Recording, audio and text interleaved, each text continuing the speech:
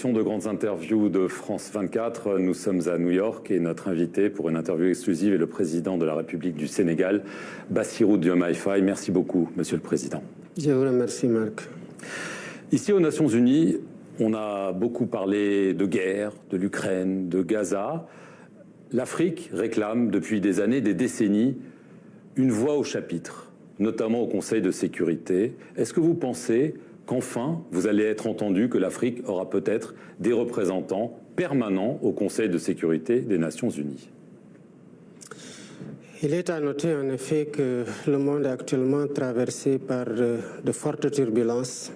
Nous avons un retour des guerres majeures en Ukraine, au Moyen-Orient, la poussée du terrorisme, les défis climatiques et les incertitudes liées à l'intelligence artificielle. Tous ces défis qui nous interpellent en même temps l'Assemblée générale des Nations unies, qui a la charge, après avoir été mise en place pour préserver l'humanité qui a vécu 2 guerres majeures avec des catastrophes indescriptibles en l'espace d'une génération, de se mettre au pas et de prendre en charge ces défis. Évidemment, dans cette mission, il est important que le cadre soit rénové pour un multilatéralisme ouvert, plus inclusif et tout à fait rénové.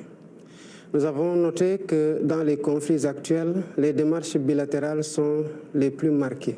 On a l'impression d'une absence de l'ONU, d'une impuissance des Nations unies, alors que c'est en ce moment que nous devons ressentir le plus son dynamisme, mais dans le cadre d'une approche fédérée de l'ensemble des États et de tous les leaders épris de paix.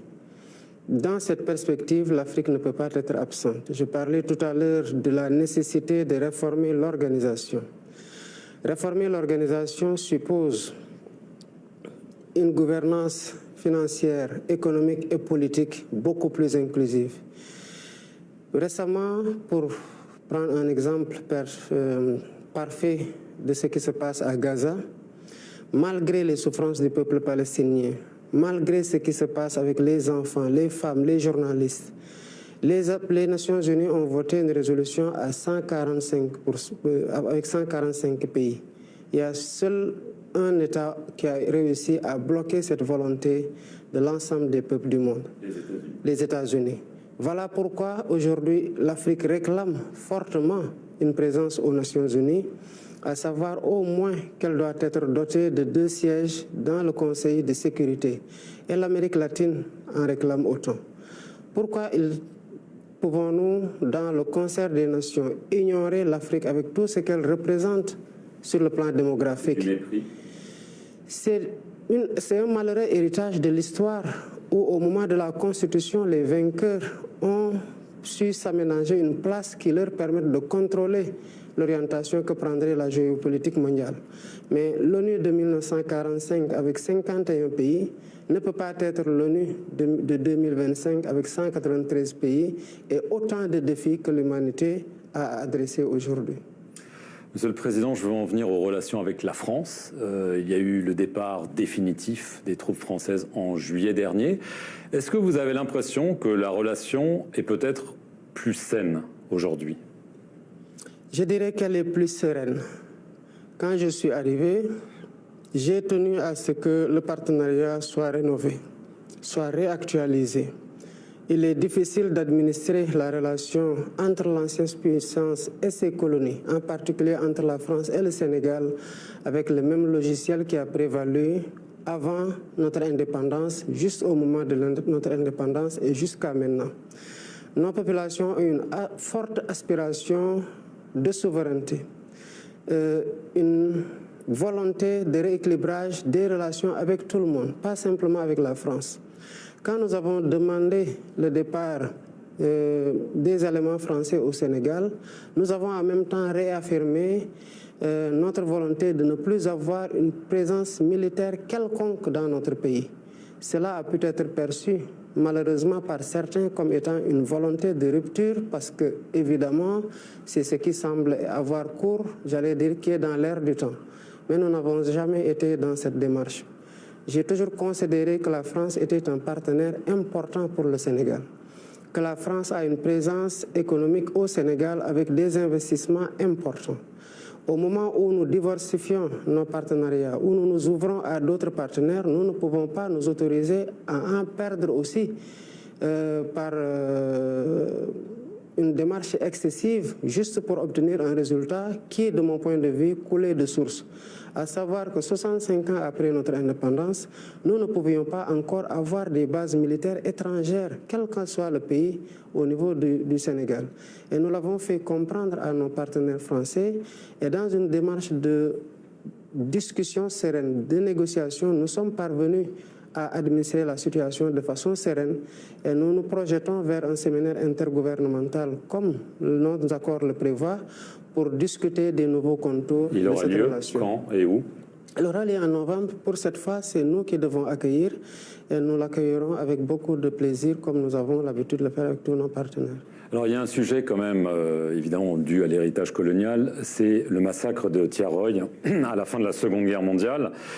Tout d'abord une question très concrète, il y aura la seconde commémoration le 1er décembre. Est-ce que le président français Emmanuel Macron sera là? Il est vivement invité. Je lui l'ai renouvelé lors de mon passage récemment à Paris. Nous avons partagé un déjeuner et j'ai renouvelé cette invitation.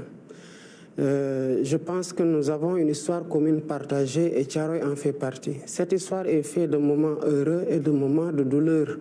Nous ne pouvons pas, au motif de vouloir préserver la sensibilité des uns et des autres, fermer les yeux sur cette page sombre de notre histoire commune.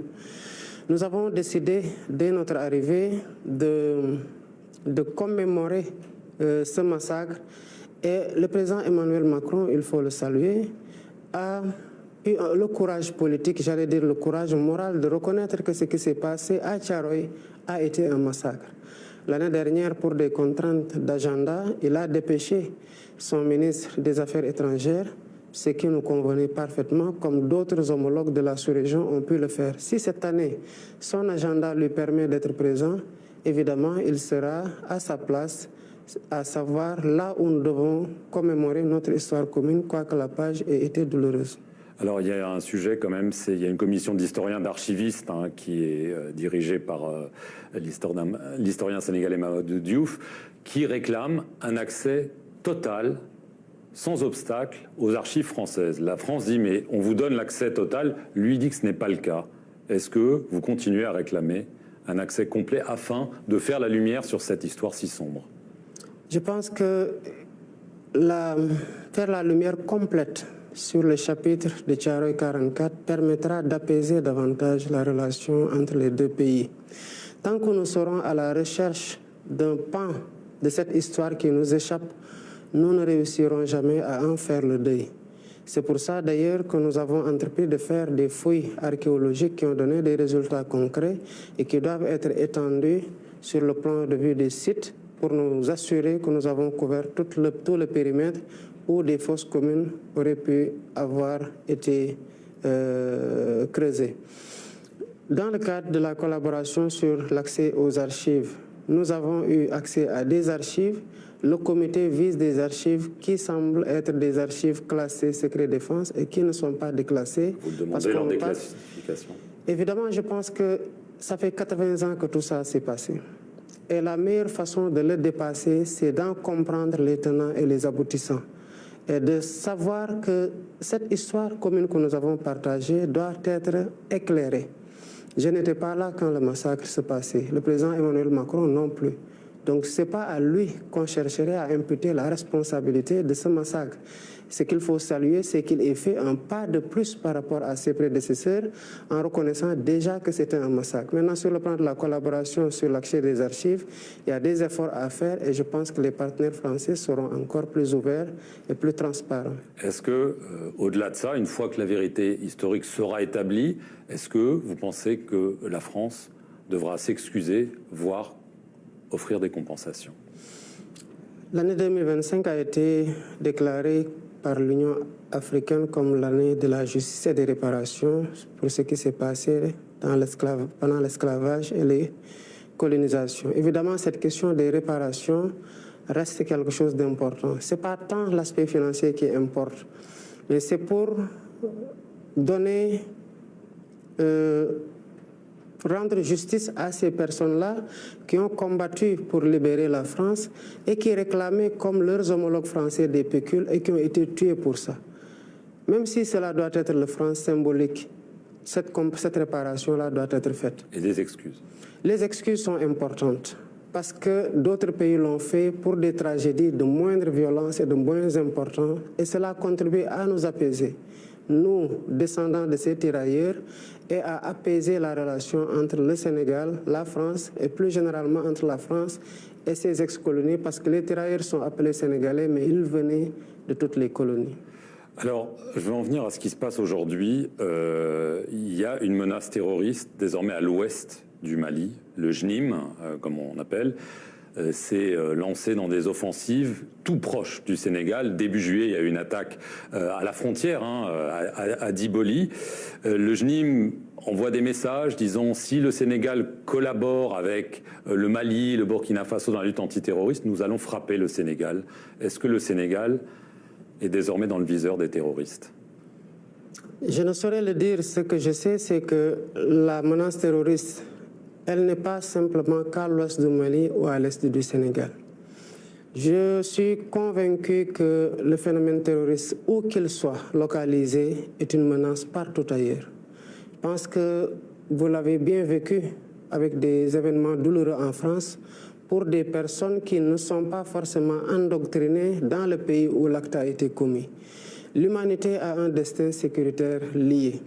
À chaque fois que le terrorisme s'est établi de façon durable quelque part, il a cherché à se projeter au-delà de ses bases. Et c'est comme ça que les États-Unis, un certain 11 septembre, ont été aussi durement frappés.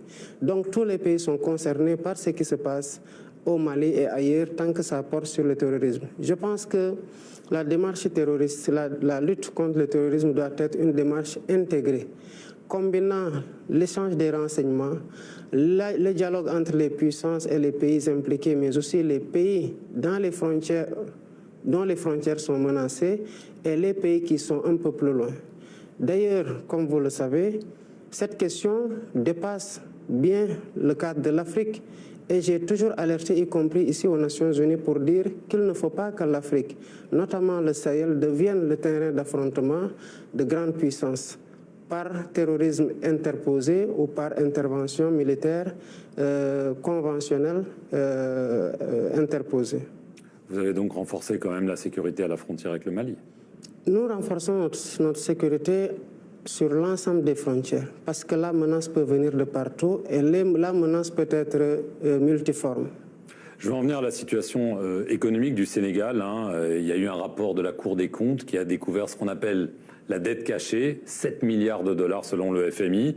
Il y a un audit privé qui a été commandé à une société française d'ailleurs, qui est en cours, qui est censé donner un résultat qui permettra peut-être ensuite au Sénégal d'aller voir le Fonds monétaire international et d'obtenir la reprise de l'aide. Est-ce que cet audit va enfin être publié et est-ce que vous espérez un accord avec le FMI?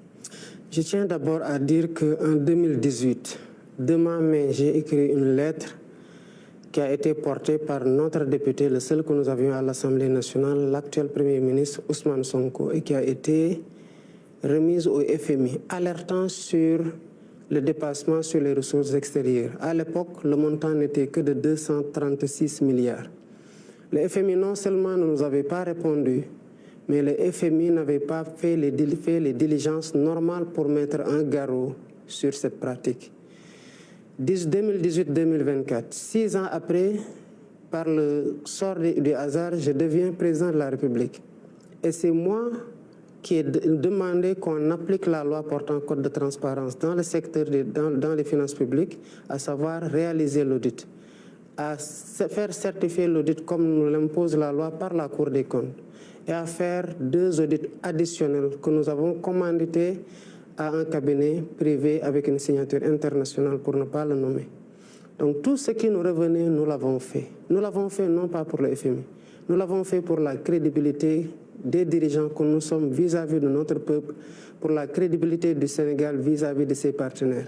Le FMI est libre de faire les démarches additionnelles qui le rassurent par rapport aux données sur la base desquelles il veut travailler.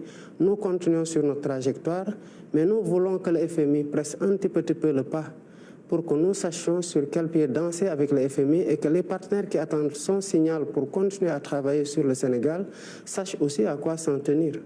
Mais est-ce que cet audit, on a parlé du mois de septembre, on arrive à la fin du mois de septembre pour sa publication, est-ce qu'il va être publié, est-ce qu'il sera rendu public et est-ce que vous savez s'il a trouvé peut-être encore des choses pires que ce qui a été trouvé par la Cour des comptes? Nous avons déjà trouvé pire parce que nous avons trouvé 73% du PIB pour la dette et 4,9% de déficit. Quand nous avons fini de faire les différentes phases de l'audit que j'ai tantôt décrites, nous sommes à près de 13% de déficit et à près de 119% de dette.